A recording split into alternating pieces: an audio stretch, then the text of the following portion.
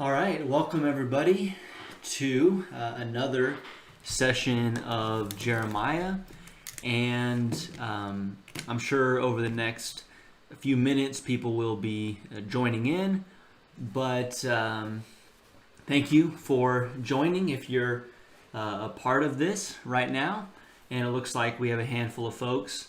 So let me just tell you that I am a little bit nervous about this class, not so much the teaching of it per se, but there's been a lot of talk about this live streaming that we've been doing and the ability to use our technology over the last week or so and going forward to be able to reach everybody with worship and a Bible study.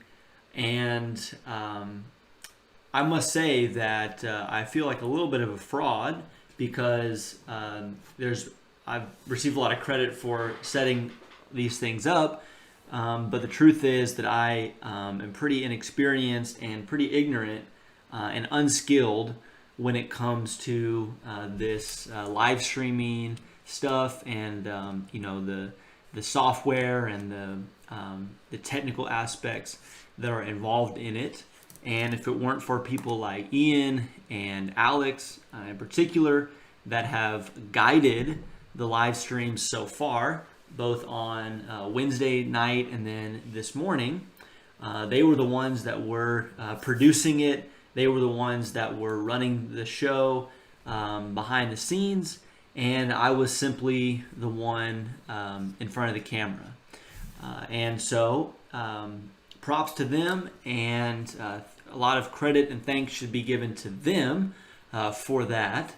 But as you can see, now it's just me, and I'm here in my office, and I am trying to incorporate the same technology that we've been using at the building with webcam and a microphone here, and streaming this onto YouTube where you can see the PowerPoint as well. But I gotta say, if something goes wrong and it requires some technical knowledge to get it back on track or to fix something, then I might be out. I don't know if I'll be able to handle that. So anyway, I'm going to try my best and see what happens with this going forward. So let me give you this. We got about 20 people on, so we'll go ahead and start. And we'll start with the review here. So these are some questions related to things that we've been studying in the last couple class periods. So some of these questions I've asked you last time, and some of these are new. But this is related to both what we talked about in terms of the prophets and their role in the people of God in the Old Testament, as well as some questions about the history of the kings of Israel and the kings of Judah. So hopefully you're with somebody at home, family or friends, in small groups, and if you are, feel free to discuss these. See if you can get, let's see how many we have. 1, 2, 3, 4, 5, 6, 7, 8. Maybe you can go 8 for 8 on this quiz here. But as we continue to have people joining and have a little bit of time here at the beginning of class, as we typically do, why don't you look over these quiz questions and see if you can come up with the answers. While you're thinking about that, I will go ahead and say that if you have your handout for class number 4, have that in front of you. I emailed that out as an attachment, as a PDF. So maybe you can look at that on a phone. You can look at that on a tablet. If you're fancy, you can even write on a tablet in the blanks. Or maybe you have a printer at home and you've been able to print out that handout and follow along. I've tried to make it the handouts interactive so that you can fill out blanks and answer questions and even take notes for yourself. This is technically, I think, the 5th session that we've done. We had I can't remember exactly. I think it's the 5th session, but I'm calling this number 4 on the handout because we kind of took more than one session to get through one of those handouts. So anyway, we're getting up towards 20-25 people, and hopefully you're looking at this quiz here and coming up with the answers. Let's see what time it is, about 6 after. So I'll give you another minute or two to think about this and come up with the answers. I am going to really try this time around, especially since we're starting later, and it is a weeknight, I guess. Not sure how many of us are going places tomorrow, but likely many of us are, even if we're staying home, getting up early to work, go through the new Monday morning routine. So I am going to try to keep this within 45-50 minutes like a typical class would be at the building.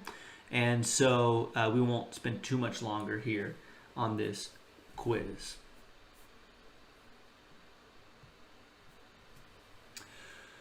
Okay, let's go through these and see how we can do on this. I may try to move, you know what, I guess I can just hide this for now as we go through the quiz answers. Okay, so feel free to comment if you know some of these answers and want to show off on the comments section here on the live chat. So what is a prophet's purpose?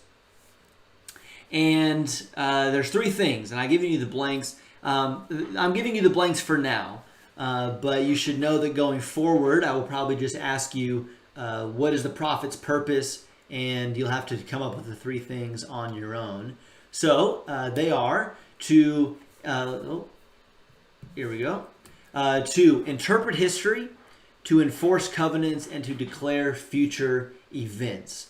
So those are the 3 things that the prophet does in the Old Testament. And this first one we have been really emphasizing because, or as we have been studying the history of Israel and Judah. And Jeremiah, who we'll kind of notice where he is on the timeline here in a second, but all of the history leading up to Jeremiah is, of course, significant. And what Jeremiah is doing largely, like the other prophets did, is that he is telling the people, here's what's happened, here's what's happening, and here's why that's happening. Enforcing of covenants is also big, especially in the book of Jeremiah, as as one famous passage says in Jeremiah 31, God is announcing the breaking of the covenant made with the children of Israel at Mount Sinai, and the kind of looking forward to a new covenant. And so the terms of the covenant are definitely in play in the book of Jeremiah. And even to that last point we just made, the prophets declare future events. Remember, that is not the primary role that they play, but they do that as part of their overall purpose. Okay, let's see if you got these kings here. The king of Israel who introduced idol worship. Again, this is a little bit of a probably poorly phrased question because idol worship was around really all throughout.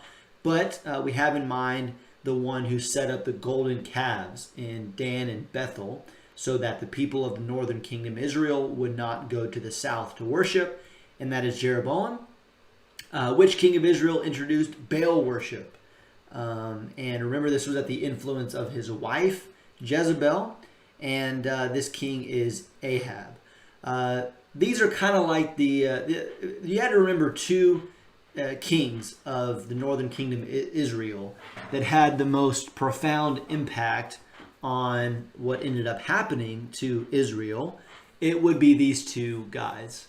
You may have noticed as we look at some passages in 1st and 2nd Kings, and 2nd Kings in particular, how many times for the northern kings the writer refers back to Jeroboam and says that such and such king did evil because he followed in the ways of Jeroboam. So Jeroboam sets this bad pattern, and then Ahab takes it to a whole new level, and he is maybe the main corrupting influence in both Israel and Judah. Okay, so if you had to remember two bad dudes from the northern kingdom of Israel, we should remember Jeroboam and Ahab.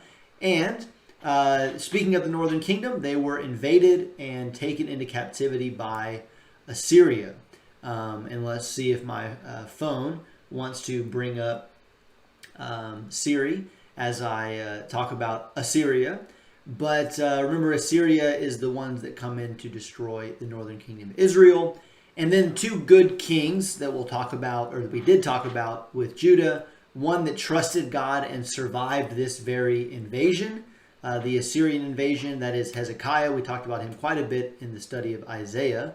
And then the last good king of Judah would be Josiah. And remember that it's Josiah's sons that are the kings in and around the time that the southern kingdom of Judah is going into captivity. So speaking of, the history around Jeremiah looks like this. We have a united kingdom with Saul, David, and Solomon. It is split in the days of Solomon's son Rehoboam, and Jeroboam, who we mentioned, takes over in the north. And so we have Israel and Judah. Israel goes into captivity to Assyria, and Judah survives through that trusting reign of Hezekiah that we talked about. But from there, it continues to decline in its faithlessness to God. And so they will go into captivity into Babylon before there will be, after 70 years or so, a return of the people to the land. So on this chart, where Jeremiah falls is right here at that moment of Babylonian captivity. And we'll notice that when we see the first few verses of Jeremiah in chapter 1 tonight. Okay, so we will start into the text of Jeremiah and introduce him as a, go ahead and give you that. Introduce him as a prophet and introduce the book and its structure and some of the opening messages of the book. So I'm going to find it here in my Bible. And you can be turning to Jeremiah chapter 1 as well. And that's going to be our focus. But we're going to begin by talking about some of the outline, the structure of the book, and what you would find throughout various sections of Jeremiah. This is the kind of stuff that I find very interesting, and maybe you do too. Outlines, structures, that sort of thing. I think it's a taste thing. Some people find it to be very boring or not useful. And if that's the case for you, then we'll try to not dwell on it a whole lot, and we'll try to use it to emphasize things that are important. And hopefully you'll find that to be helpful. So let's think some about the structure of the book of Jeremiah. Okay. This is one way that I gave you on your handout, two options here. And of course, those are not the only two options, but those are two options for outlining or thinking about the structure of the book of Jeremiah.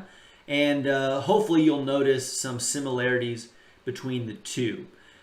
We have oracles against Judah. This is according to option 1. Oracles against Judah in the first 25 chapters. Let's see if I can scale this back here. Oh, no, I want to click on that first. See, I'm learning how this works on the fly here. Okay, so oracles against Judah in chapters 1 to 25. And then we have, see, I just can't figure out where to click and do everything here. Okay. Then there is a historical interlude. What we mean by that is there's kind of an in-between section where there is history being recorded. The difference between these two sections, and we'll see this when we get into studying the book, is that when we say oracles, we mean prophetic messages that we have. It's usually set out in poetry in terms of the format you find it written in your Bible. And when we get to the historical interlude, we're talking more about stories, a narrative that's being told. And it looks different, it reads different from the oracles that are more poetic. But you have more of that going on in chapters 26 to 29. Then you have here what's called the Book of Comfort. It's one way of referring to chapters 30 to 33. Those are some of the most positive messages in the book of Jeremiah. And then we have another historical interlude for the next 11 or 12 chapters, more stories, more history given to us, what's going on with Jeremiah, what's going on with Jerusalem and the kings and the people in Jerusalem at the time of the captivity or the time of the Babylonian invasion. And then it ends, the book does, with more oracles, but oracles not against Judah, but against the nations. If you spent any time in the prophets, you remember this from Isaiah. If you've been in the minor prophets class recently, then you may remember this from then as well, that many of the prophetic books, especially the longer ones, they will have messages within them for other nations. So Tyre or Babylon or Assyria, or Syria. And this is the kind of thing we find in this kind of final section of Jeremiah, but there is an epilogue in chapter 52, kind of an addendum here that is kind of set off on his own. So this is one way to look at the structure of the book.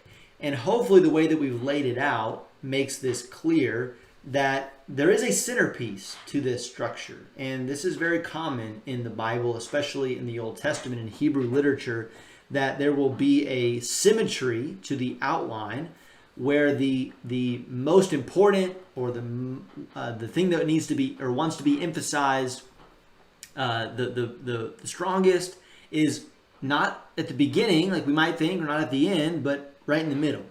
And so according to this structure of the book of Jeremiah, you see that the book of comfort, those messages of hope, of restoration, of the looking forward to a new covenant, that is the center of the book. Okay, here's another way that you could structure the book, and hopefully you'll notice something similar going on. This is broken out a little bit more, but in the first 12 chapters, you have messages of condemnation and disaster. You can note for yourself, this is for Judah particularly, for Jerusalem and Judah, where Jeremiah is prophesying. And then in the next section, we have more of that, but it's mixed in with some very personal sections where Jeremiah is complaining about his situation. This is something we're going to see a lot in this book. More on that here in just a minute. But we find more of that in this section as God talks about his plans for Judah moving forward, which involves exile, but also punctuated by Jeremiah's laments about what's going on, how he is being treated in all of this. Then there are some messages that are made to kings primarily, and that others there is kind of a nice way of fudging this category here. But messages that pertain to the leadership, kings and princes within Judah and Jerusalem. And then we have our words of hope. This is the same section that we referred to in the first option as the Book of Comfort, also called the Book of Consolation. But same thing, just calling it something different.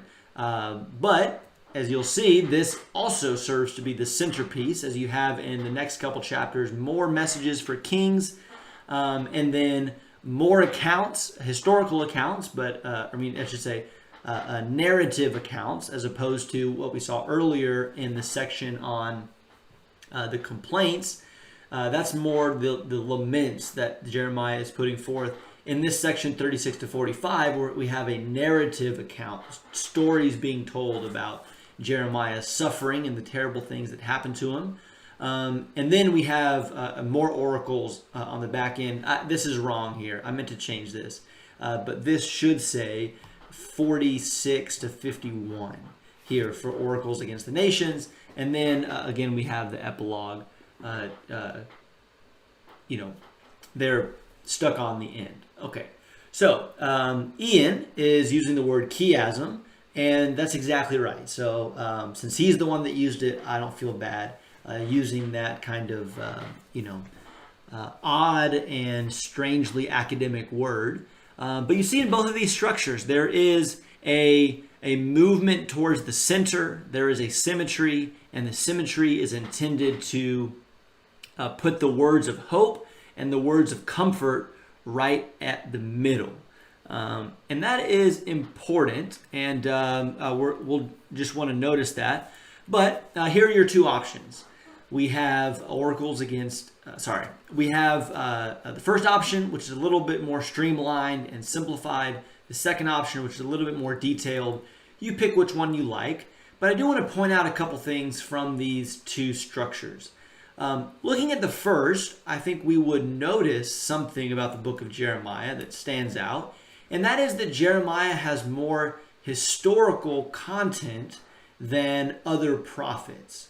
If you read through a book like Isaiah or Ezekiel, which are the two kind of easiest comparisons to Jeremiah, you will notice that it is mostly, the vast majority of the book are these prophecies, these messages that the prophets are giving, and every now and then you'll find a story being told about what's happening in that setting, or what's happening to the prophet.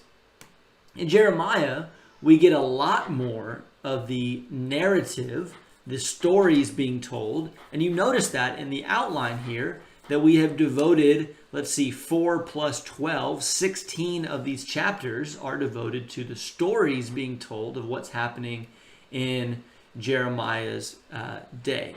Okay, so that is interesting. We would notice that, and so I think that will help us in reading Jeremiah. We mentioned Jeremiah being a huge book and a lot of material, but I think it will help us that we have a healthy dose of stories along with the prophetic messages that we are familiar with.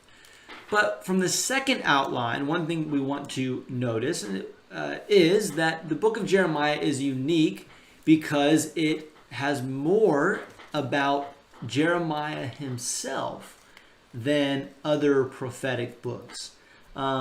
This was interesting. I heard somebody talking about this, that if you counted up in other books how many times the prophet's own name is mentioned, it's usually not very much. So I forget the exact statistics here, but it was something like in the book of Hosea, you had a handful, 3 or 4 mentions of Hosea's name. Ezekiel, maybe 2 or 3 in all of Ezekiel mentions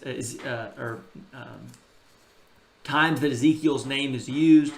In Isaiah, which we talked about, there's like 16 or something references to Isaiah himself. In the book of Jeremiah, which is longer, of course, but still, in the book of Jeremiah, there are 160 something references to Jeremiah's name. Okay, what that tells us, and if you're doing the math, you're thinking, okay, 160 divided by 52, we're looking at almost 3 times per chapter. Jeremiah's own name is coming up. Whether there's a story being told about him, whether he is being addressed by God by name, or whether his own name is being used as it introduces something that he is saying, there's a lot about Jeremiah himself, the person of Jeremiah, in the book of Jeremiah. And I hope that that will become a focus of our study, because this is a unique opportunity, a special opportunity to look at the person of Jeremiah and what we learn about him as the prophet. Not just to look at his messages, but to learn about him as a person. And so, again, these structures and outlines can be a little bit head spinning and hard to know why it's important to know this. But I did want to make these two observations about the abundance of historical narrative within Jeremiah and how much Jeremiah talks about himself or talks about the prophet Jeremiah, because we want to focus on that. And as I said, in both of these outlines, we see that the center point is the hope. The center point is the comfort that Jeremiah is giving. And let me just say one more thing about that. You're probably familiar. In fact, if we had been in a classroom setting, I might have asked at some point in a previous class, what do you know about Jeremiah? And I guarantee you somebody would have said, he is the weeping prophet. I'm sure that somebody would have remembered that and come up with that. And that's fair. It's fair to think about Jeremiah as being a book that contains messages of lamentation, of the destruction of Jerusalem. It's a very, very dark and bleak time for Jeremiah and for Jerusalem. But we don't want that to skew our understanding of Jeremiah and miss the fact that the center of the whole book, really everything in the book, revolves around its center, which is a message of hope for God's people in the future. Okay, so that's a little bit about the structure of the book. Let's get into Jeremiah chapter 1. Let's begin by just reading the first 3 verses and think about what we learn about Jeremiah in the first verses of the book. So, Jeremiah 1, 1-3 says, "The words of Jeremiah, the son of Hilkiah, of the priests who were in Anathoth in the land of Benjamin, to whom the word of the Lord came in the days of Josiah, the son of Ammon, king of Judah, in the 13th year of his reign. It came also in the days of Jehoiakim, the son of Josiah, king of Judah, until the end of the 11th year of Zedekiah, the son of Josiah, king of Judah, until the exile of Jerusalem in the 5th month." Okay, so first 3 verses, we're thinking about Jeremiah, his person being revealed to us in this book, learning as much as we can about him. What do we learn from the first 3 verses? Like I said, I would love in a classroom setting to be able to take your responses and what you gather from these opening lines. But we'll point some things out here, and I don't think I have them on the screen, so we'll just talk about them. But Jeremiah, it says, is a priest. I think that's significant. If you remember the role of the priests in not only the Old Covenant or in the law as it's spelled out, but also throughout the stories of the Old Testament and what the priests were supposed to be. So it means that Jeremiah was of the tribe of Levi, and that he, like the other Levites and like the priests, was set aside for this intercessory work, this devotion to the worship of God, this devotion to the law of God, and this devotion to mediating the covenant between God and man. It's interesting thinking about the various roles of priests and prophets in the time of the Old Testament, and thinking that Jeremiah wears both of those hats, so to speak. So, Jeremiah is a priest who lives in the land of Benjamin. Remember that the Levites, the tribe of Levi, did not receive any allotment of land like the other tribes. Instead, they were spread out throughout the tribes. And there were specific cities devoted to the Levites and for them to live in, but they were scattered throughout the people. And so Jeremiah is a priest, but he lives in the land of, or the tribe of Benjamin, in the land of the tribe of Benjamin. Okay, so we learned some things about Jeremiah there. Just as a kind of a review, and I really don't want to spend a whole lot of time on this. The dynamics in Judah, remember, we see here in these verses that Jeremiah first is prophesying under Josiah, and then in the time of Josiah's sons until the time of the exile. This is interesting because the end of the story is told to us from the beginning. The beginning of the book of Jeremiah doesn't try to keep anything hidden from us. We know the people are going into captivity. We know that they are going into exile. And so, that's what the book is largely going to focus on. So the dynamics in Judah, well, Josiah was a good king. He was righteous. But remember, it was really too late. God had already given his condemnation on Judah, and so they were doomed for exile and destruction. And Josiah's sons are not good kings like Josiah was. They do not trust the Lord. They're caught up in regional, politics, so to speak, trying to save their own skin, and are not righteous kings. And they won't last a whole lot longer after Josiah before Jerusalem is invaded, besieged, and then destroyed. Okay, speaking of dynamics in the region, remember that Assyria in the time of Josiah is dwindling in power. Of a previous generation, Assyria was the big kid on the block. But in the time of Josiah, Assyria is losing that power, and Babylon is gaining that power. And more that could be said about that. But suffice it to say that Babylon is growing in strength and expanding across the region and becoming the main threat to Judah and Jerusalem. But again, that is in line with what God's plan has been for Judah all along. That he had planned for them to be taken over and taken into captivity to Babylon. And so Babylon's rise fits with God's plan.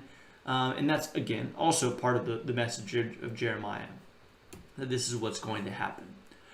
Okay, let's read the next few verses here. And as we read chapter 1, 4-9, I want you to think about how this is similar and different to other people you remember being called in the Bible, and how this goes relative to that. Jeremiah chapter 1, verse 4. Now the word of the Lord came to me, saying, Before I formed you in the womb, I knew you. And before you were born, I consecrated you. I have appointed you a prophet to the nations. Then I said, Alas, Lord God, behold, I do not know how to speak, for I am only a youth. But the Lord said to me, Do not say, I am a youth, because everywhere I send you, you shall go. And all that I command you, you shall speak. Do not be afraid of them, for I am with you to deliver you, declares the Lord. Then the Lord stretched out his hand and touched my mouth. And the Lord said to me, Behold, I have put my words in your mouth. See, I have appointed you this day over the nations and over the kingdoms, to pluck up and break down, to destroy and to overthrow, to build and to plant. Okay, I'm sure some of that jogged your memory and reminded you of other stories that you remember in the Old Testament and maybe even in the New Testament. We see some reluctance on Jeremiah's part, and that might remind us of people like Moses. It said, oh no, I'm slow of speech and slow of tongue, and maybe even of Gideon. Remember, who said, I am the least of all of my family, and my family is the least of the tribe, and the tribe is the least of the nation. There is a reluctance here on Jeremiah's part to answer the call, specifically in Jeremiah's case because of his age, and corresponding to that, his lack of ability, he says, to speak well. But there's also some other similarities and differences that we might take, especially to someone like Isaiah. Remember that Isaiah sees the Lord and then has asked, or there's a general question posed, who will go for us? And Isaiah volunteers, here am I, send me. A little bit different here. We have God saying to Jeremiah, I have chosen you from before you were born for this specific reason. Paul actually makes a very similar statement about himself in the book of Galatians. He says that he was set apart while he was in his mother's womb for this call that God gave him. And we read that story in Acts 9 and again in chapters 22 and 26. But that statement of Paul's in Galatians 1:15 about being set apart from his mother's womb is reminiscent of what God says to Jeremiah here. Okay, so Jeremiah is called. He has some hesitations because of his age, but God does not allow that to be an excuse, similar to the way that he did not allow Moses or Gideon to make excuses. And here he says, it doesn't matter how old you are, or the fact that you may not know what to say, because you're not the one calling the shots. I'm the one calling the shots. Where I send you, you will go. And what I tell you, you will speak. Okay, and notice what this call is all about here. This is, I think, an important verse in verse 10. When God says, see, I have appointed you this day over the nations and over the kingdoms. Just stop there and think about the magnitude of that call. You could even go back to what we've just said about what's going on in the region. There are significant world events taking place here as Assyria is falling and Babylon is rising, and the great King Nebuchadnezzar is expanding his empire. And for God's people, there has been generations of history, of the promises to the patriarchs and the exodus from Egypt, and all these things that have unfolded, really culminating in this moment when God will, shockingly, abandon his people and hand them over to be utterly decimated by the Babylonians. There are big things going on here, not only in Judah and in Jerusalem, but on the world stage, and even, we might say, on the cosmic stage as God deals with his people.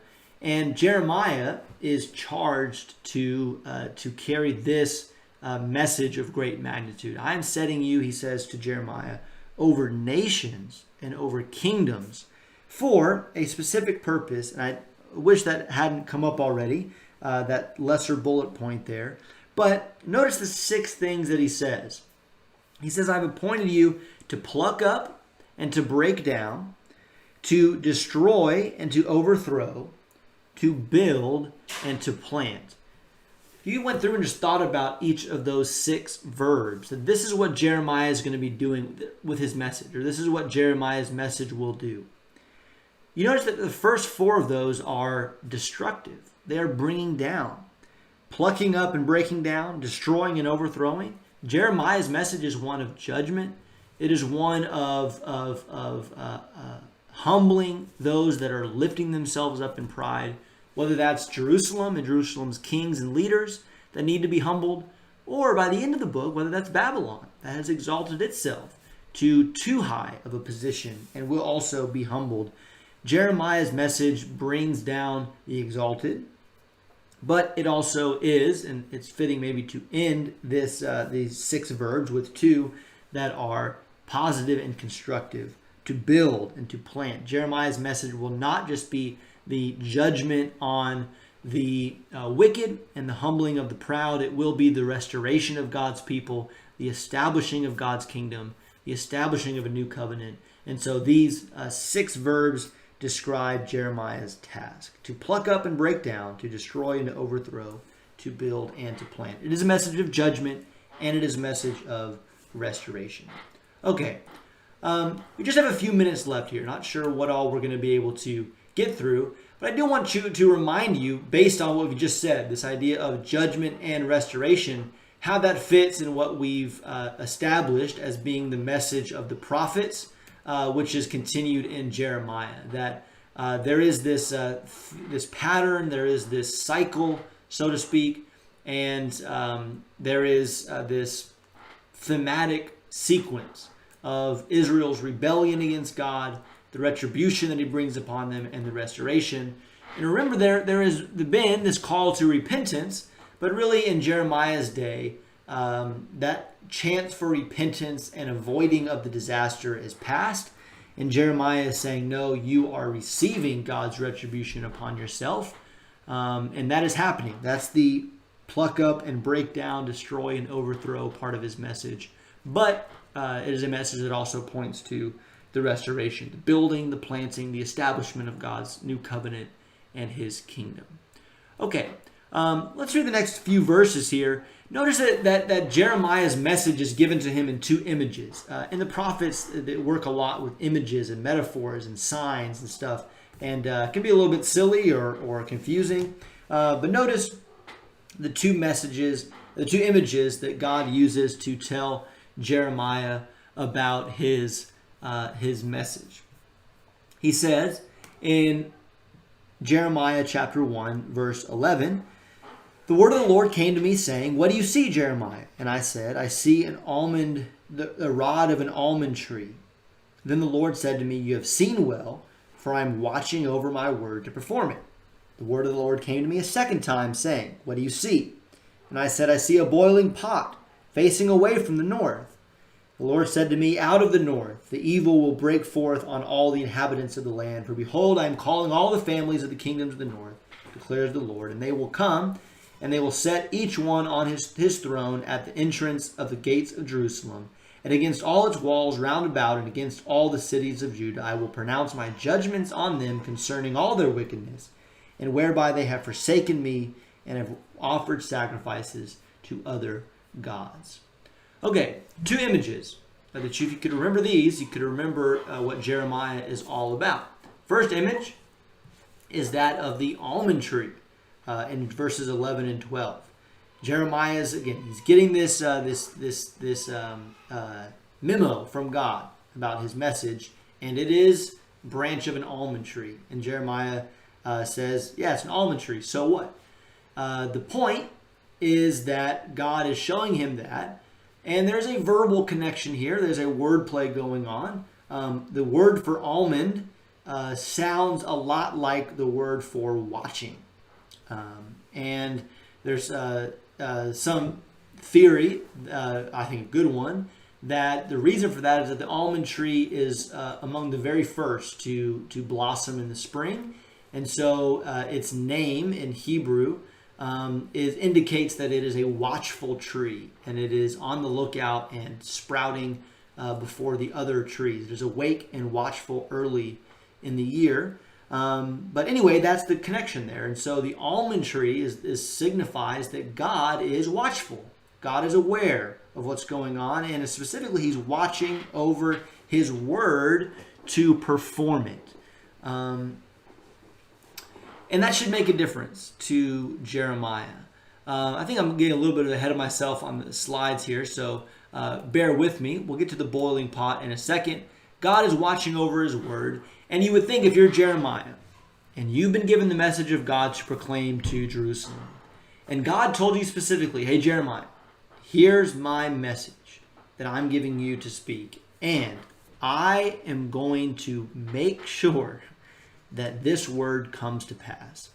Do you not think that that would impress a gravity, a seriousness, a magnitude on Jeremiah of what he's doing? That he's not just bringing a message that could come about, maybe not. This is not advice. This is not good counsel. This is the word of God that is sure and certain, and he's watching over it to perform it. By the way, that maybe should help us in understanding our responsibility in our own day and time to take a word to our friends, our neighbors, people around us. Not good advice that you could find other places, not suggestions that will benefit you if you take them, but we have the word of God that is certain, that is true, and that he is watching over that to bring it to pass. And so this is the first message that Jeremiah is given in these pictures. The almond tree signifies that God is watching over his word to perform it. Now the second image is the boiling pot. So an almond tree and a boiling pot. That's what Jeremiah is all about. The boiling pot, you'll notice, is if you picture it, it's tipping over from the north, and it's tipping over towards the south. Then if it's tipping away from the north, then the boiling contents are coming towards the south from the north. And the point of this is that there is disaster coming upon Judah and Jerusalem from the north. And that would be a reference to the Babylonian invasion. Now, if you're looking at a map, you'd say, well, Babylon's to the east of Judah, if you're looking, as the crow flies. But it is kind of also to the north, but more importantly, perhaps, the roads and the routes by which people, armies, and traders would have traveled doesn't go straight across the desert from Babylon to Judah, but it curves around following the fertile crescent of the Tigris and Euphrates and then down the Mediterranean coast. And so Babylonians coming to Judah would be coming from the north. And so the boiling pot signifies the disaster that's coming upon Judah from the north. And notice the reason for this, and this will be a good segue, I think, into next session, because we're going to have to quit here in just a minute. But notice what he says here. He says that this is coming about. By the way, these are connected, obviously. God is watching over his word. Well, what's his word? That there is disaster coming from the north. And why is there disaster coming from the north? Because Judah has done two things. He'll say this explicitly in chapter 2 in one of the most, I think, powerful statements in the book of Jeremiah, which we'll hold off on. But here he says they've done these two things. They have forsaken God, verse 16, they have forsaken me, and they have worshipped other gods. And for that reason, God is bringing upon them this destruction. And again, put this together with everything we've already said up to this point, that this was in the covenant from the beginning, that if they were faithless and broke the covenant, that God would bring all these things upon him that he said he would. So that's where we are going to leave off, and we'll pick up with Roman numeral number 4 on your worksheet on Wednesday, and try to move a little bit quicker. As I said, we do have several months to cover the book of Jeremiah, but there's a lot here. We don't want to drag. So we will pick up with Roman numeral number 4 and chapter 1, verse 17 on Wednesday, and I'll send something else out because we'll also be getting into chapter 2. But spend some time reading Jeremiah chapters 1 and 2 and beyond. Listen to it on your app or on the computer. Spend some time dwelling on the book of Jeremiah and the messages that are found in it. But for now, that is the end of this session. And so, of course, thanks to everybody for joining.